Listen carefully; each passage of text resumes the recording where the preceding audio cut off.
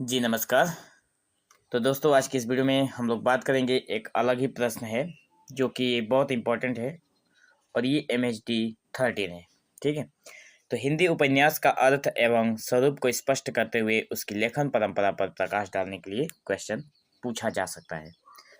Answer हम लोग कुछ इस प्रकार लिखेंगे कि यहाँ पे आंसर में भी क्वेश्चन ही हो गया। ठीक है, इसको आप लोग यहाँ से डिलीट कर देना। ये आंसर यहाँ से हम लोग लिखेंगे। परिचय में लिखेंगे, उपन्यास हिंदी साहित्य की एक प्रमुख विधा है जो समाज, संस्कृति, मानव मनोवृत्ति और व्यक्तिगत संघर्षों का विस्तृत चित्रण करती है।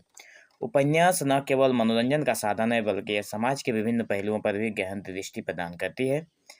वो हिंदी उपन्यास का विकास समय के साथ साथ विभिन्न चरणों से होकर गुजरा है, जिसमें विभिन्न लेखकों ने अपनी अपनी लेखन शैली और विषय वस्तु के माध्यम से बहुत सारी चीज़ों को देकर उपन्यास को समृद्ध बनाया है।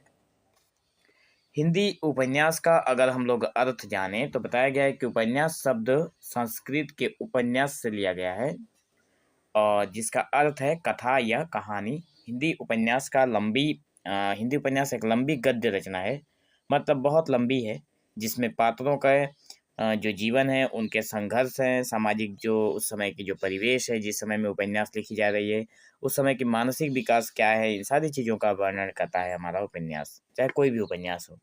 यह वास्तविक और काल्पनिक घटनाओं पर आधारित हो सकता है कि ये रियल हो और हो सकता है कुछ इमेजिनेशन भी इसमें ऐड किया गया हो और इसमें यथार्थवाद और कल्पनाशीलता या प्रतीकात्मकता का मिश्रण हो सकता है। हिंदी उपन्यास का स्वरूप अगर हम लोग देखें तो हिंदी उपन्यास के स्वरूप को समझने के लिए उसके विभिन्न तत्वों पर ध्यान देना होगा। उपन्यास में जो तत्व होते हैं, मतलब उपन्यास में कौन कौन सी चीज़ें होती हैं, तो उपन्यास में कथानक होता है। कथानक जो होती है उपन्यास की मूल संरचना होती है। ये घटनाओं का क्रम होता है जो कहानी को आगे बढ़ाता है और सशक्त कथानक पाठक को बांधे रखता है और उपन्यास की दिशा निर्धारित करता है। पात्र जो होते हैं वो उपन्यास के जो पात्र होते हैं वो जीवंत होते हैं।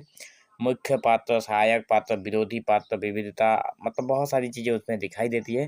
पात्रों का विकास और उनकी मनोवैज्ञानिक जटिलताएं हमें कहानी को रोचक बना देती है।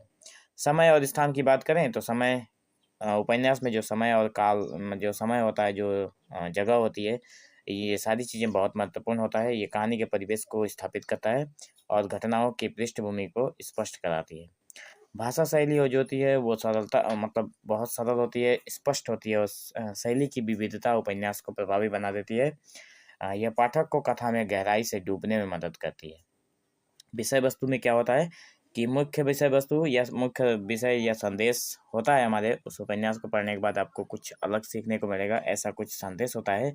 यह सामाजिक, नैतिक, राजनीतिक या व्यक्तिगत मुद्दों पर भी आधारित हो सकता है।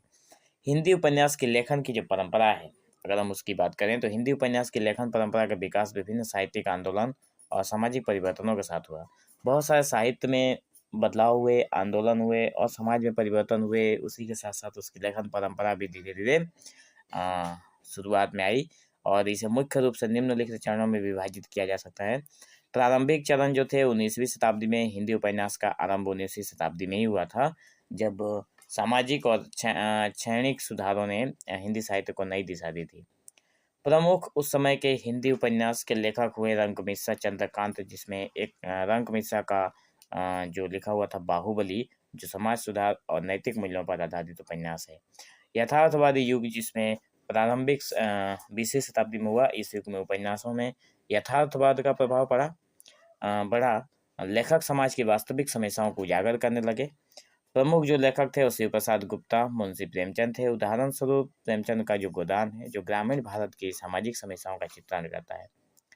विभाजन और स्वतंत्रता काल की अगर बात करें तो 1947 के बाद, तो भारत के विभाजन और स्वतंत्रता के बाद उपन्यासों में एक राष्ट्रीयता की झलक हमें देखने को मिलती है, देश प्रेम की भावना हमें देखने को मिलती है, सामाजिक न्याय देखने को मिलता है और राजनीतिक जो संघर्ष की उसको एक प्रमुख मुद्दा बनाया गया था।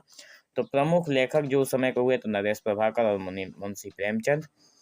उदाहरण के तौर पर अगर हम लोग देखें तो प्रभाकर का असुर, जो स्वतंत्रता संग्राम के समय की मानसिकता को दर्शाता है, असुर जो उपन्यास है। आधुनिक युग जो कि 1950 से 1990 तक रहा है, और इस काल में उपन्यासों में विविधता और प्रयोगशीलता आई।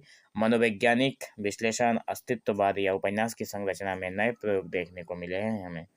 इसके प्रमुख लेखक रहे हैं रामधारी सिंह दिनकर, धर्मवीर भारती। धर्मवीर भारती का गबन जो आधुनिक समाज में नैतिक पतन को दर्शाता है कि आज का हमारा जो आधुनिक समाज है वो किस तरह से नैतिक मूल्यों को भूल चुका है, बिल्कुल पतन ही हो चुका है। समकालीन युग जो कि 2000 के बाद को गिना जाता है। आज के समय में हिंदी उपन्यास में ग्लोबलाइजेशन, तकनीकी विकास, महिला सशक्तिकरण और पहचान के मुद्दे प्रमुख हैं। आंचलिकता और विविधता का समावेश बढ़ा है। प्रमुख लेखक हैं अमृता प्रीतम, मनु भंडारी। उदाहरण के तौर पर मनु भंडारी का जो उपन्यास है बंटी, जो ग्रामीण और शहरी जीवन के बीच के खाई को उजागर करता है। लेखन परंपरा के प्रमुख तत्व हैं यथार्थवाद, जिसमें वास्तविक जीवन की सच्चाइयों को मतलब दिखाया गया है, जिसमें समाज के विभिन्न वर्गों, उनकी आदतों और संघर्षों को स्पष्ट रूप से हमें देखने को मिलता है। प्रतीकवाद मतलब जो तत्व है उसमें प्रतीकात्मक लेखन में वस्तुएं, पात्र, घटनाओं को गहरी और अर्थों के साथ प्रस्तुत किया जा सकता है, और ये पाठक को सोचने पर मजबूर कर देता है कि आखिर कहानी उपन्यास जो है वो किस घटना का हमें उदाहरण देता है। मनोवैज्ञानिक विश्लेषण जो है, इस शैली में पात्रों के मनोवैज्ञानिक पहलुओं को भी दर्शाया गया है, जो कि उनकी मानसिक संघर्षों का विश्लेषण करता है। सामाजिक टिप्पणी की अगर बात करें तो उपन्यास में समाज की समस्याओं, अन्याय और असमानताओं पर टिप्पणी भी देखने को मिलती है, जिसमें समाज सुधार की प्रेरणा मिलती है। संरचनात्मक विविधता है, जिसमें कहानियों की संरचना में प्रयोगशीलता, जैसे अल्पकालिक घटनाओं का विस्तृत विवरण या बहुस्तरीय कथानक उपन्यासों का रोचक बनाती है। प्रमुख हिंदी उपन्यास और उनके योगदान की अगर बात करें तो मुंशी प्रेमचंद हिंदी उपन्यास के जनक माने जाते हैं। उनके उपन्यास में सामाजिक यथार्थवाद और मानवीय संवेदनाओं का उत्कृष्ट मिश्रण देखने को मिलता है। उदाहरण के तौर पर गोदान है, गबन है, निर्मला है, फणीश्वर नाथ रेणु है, जिनमें फणीश्वर नाथ आंचलिकता है और ग्रामीण जीवन के यथार्थ को चित्रण किया है। महिला आंचल में, चित्रलेखा में। धर्मवीर भारती हैं, जिन्होंने आधुनिक हिंदी उपन्यास में नई दिशा दी और मनोवैज्ञानिक विश्लेषण, सामाजिक मुद्दों का गहन चित्रण किया। गबन धर्मवीर भारती का एक अन्य उपन्यास है, अन्य कार्य है। मनु भंडारी ने ग्रामीण और शहरी जीवन के बीच के तनाव को अपने उपन्यासों में उकेरा है या फिर दर्शाया है, जिसमें बंटी और आपका बंटी जो है वो उसी में उसका विवरण है। तो निष्कर्ष के तौर पर हम लोग यही बोलेंगे कि हिंदी उपन्यास ने भारतीय समाज के विभिन्न पहलुओं को सजीवता से प्रस्तुत किया है। इसकी लेखन परंपरा ने यथार्थवाद, सामाजिक टिप्पणी, मनोवैज्ञानिक विश्लेषण और सांस्कृतिक विविधता को अपनाया है, जिससे यह साहित्यिक विधा समृद्ध और विविधतापूर्ण बनी। प्रमुख लेखकों ने अपने उपन्यासों के माध्यम से समाज की समस्याओं, मानवीय संवेदनाओं और सांस्कृतिक विरासत को उजागर किया है, जिससे हिंदी उपन्यास न केवल मनोरंजन का साधन रहा है, बल्कि सामाजिक और सांस्कृतिक जागरूकता का भी महत्वपूर्ण माध्यम बना हुआ है।